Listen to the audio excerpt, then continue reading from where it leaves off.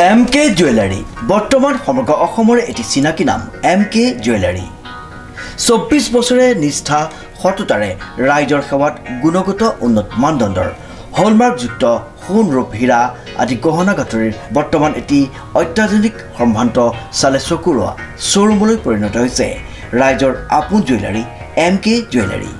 বিয়া বাৰু জন্মদিন বা অন্য কোনো বিশেষ মুহূৰ্তত আপোনজনক যদি সোণ ৰূপ হীৰা বা অন্য যিকোনো গহনা উপহাৰ দিব বিচাৰে তেন্তে MK জুৱেলাৰীক সদায় পাব আপোনালোকৰ কাষত। প্ৰিয় গ্ৰাহকসকলৰ যদি সোণ ৰূপ বা তাম আদি গহনা গাঁথৰিৰ কোনো সমস্যা থাকে তেন্তে আমি আমাৰ নিজা কাৰখানাত ততাতৈয়াকৈ গ্ৰাহকৰ সুবিধাৰ প্ৰতি লক্ষ্য ৰাখি তৎক্ষণাত সমাধান কৰোঁ।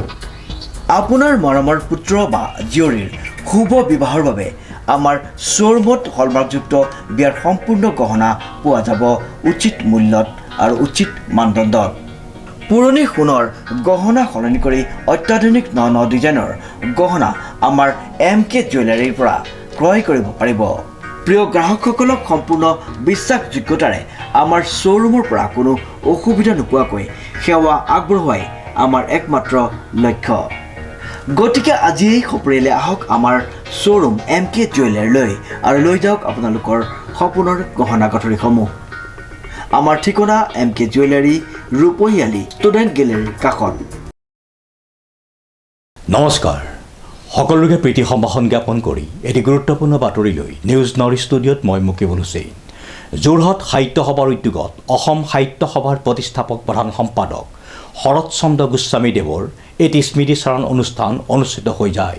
নিউজ নৰ্থৰ এক বিশেষ প্ৰতিবেদন।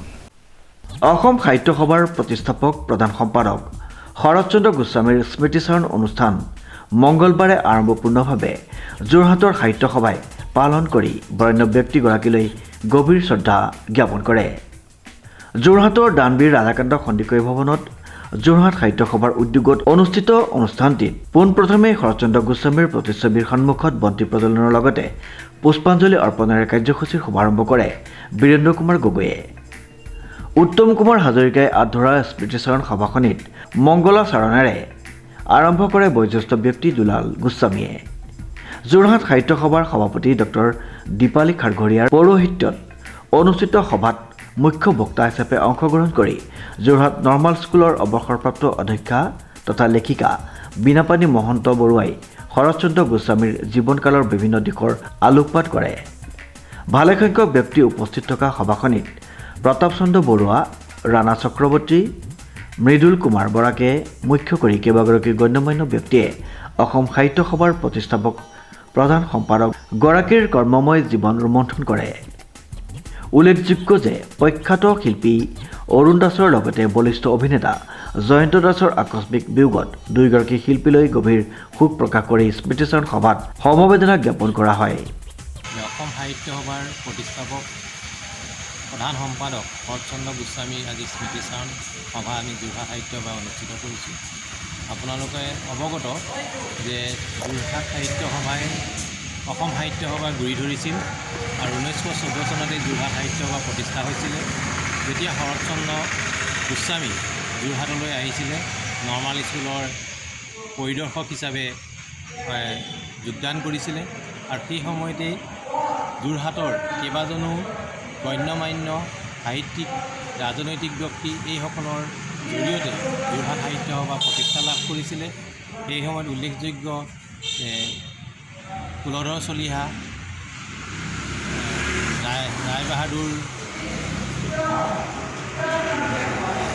এনেধৰণৰ সহযোগত আৰু বেণুধৰ বৰুৱা এইসকল লোকৰ প্ৰচেষ্টাত যোৰহাট সাহিত্য সভা গঠন হৈছিলে আৰু পৰৱৰ্তী সময়ত 1917 চনত অসম সাহিত্য সভা শিৱসাগৰত প্ৰতিষ্ঠা হয় আৰু তেতিয়াই যোৰহাট সাহিত্য সভাৰ সম্পাদক হিচাপে দায়িত্ব গ্ৰহণ কৰা শৰৎচন্দ্ৰ গোস্বামী অসম সাহিত্য সভাৰ প্ৰধান সম্পাদকৰ দায়িত্ব গ্ৰহণ কৰিবলগীয়া হৈছিল।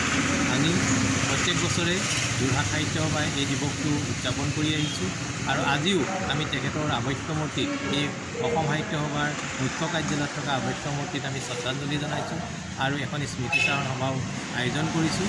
এই স্মৃতিচাৰণ সভাত আমাৰ তেখেতৰ লগত সহযোগিতা কৰা নৰ্মাল স্কুলৰ অধ্যক্ষা প্ৰাক্তন অধ্যক্ষা বীণাপাণি মহন্ত বৰুৱাক আজি আমি বিশেষ বক্তা হিচাপে নিমন্ত্ৰণ কৰি আনিছোঁ আৰু তেখেতৰ যিটো শৰৎচন্দ্ৰ গোস্বামীৰ জীৱনৰ যিটো আলোকপাত এই আলোকপাত তেখেতে কৰিছে।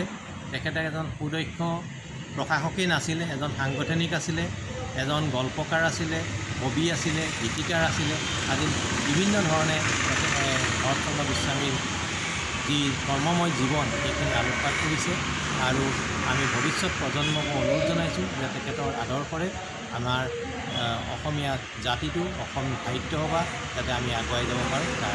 আচলতে আজি 19 ডিচেম্বৰ, এই 19 ডিচেম্বৰ তাৰিখটো এটি বৰ স্মৰণীয় দিন।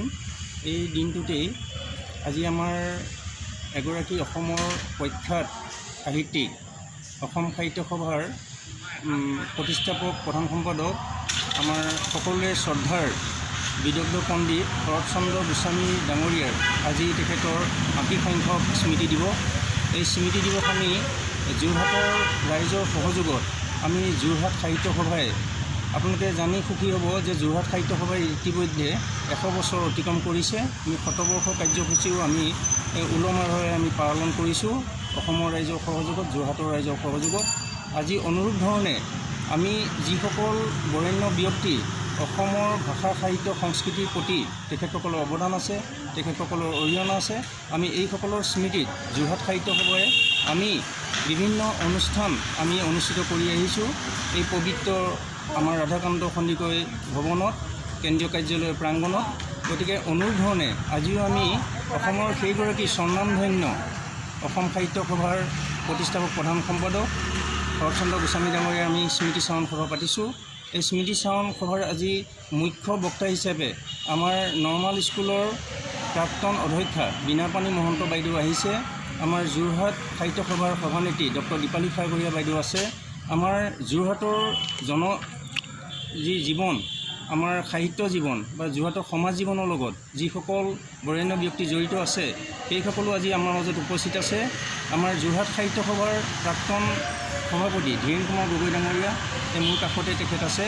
গতিকে মই আজি এই অনুষ্ঠানটোৰ জৰিয়তে মই সকলো ৰাইজলৈ, বিশেষকৈ যোৰহাট ৰাইজলৈ মই আন্তৰিক কৃতজ্ঞতা ধন্যবাদ জনাইছোঁ যে তেখেতসকলে যোৰহাট সাহিত্য সভাৰ আমন্ত্ৰণ ক্ৰমে ইয়াত আহি উপস্থিত হৈ আজি এই মহান ব্যক্তিগৰাকীৰ যি পবিত্ৰ স্মৃতিত ইয়াত স্মৃতি চাৰণ কৰিছে, তাৰ বাবে মই সকলোলৈকে যোৰহাট সাহিত্য সভাৰ হৈ আন্তৰিক ধন্যবাদ আৰু কৃতজ্ঞতা জনাইছোঁ।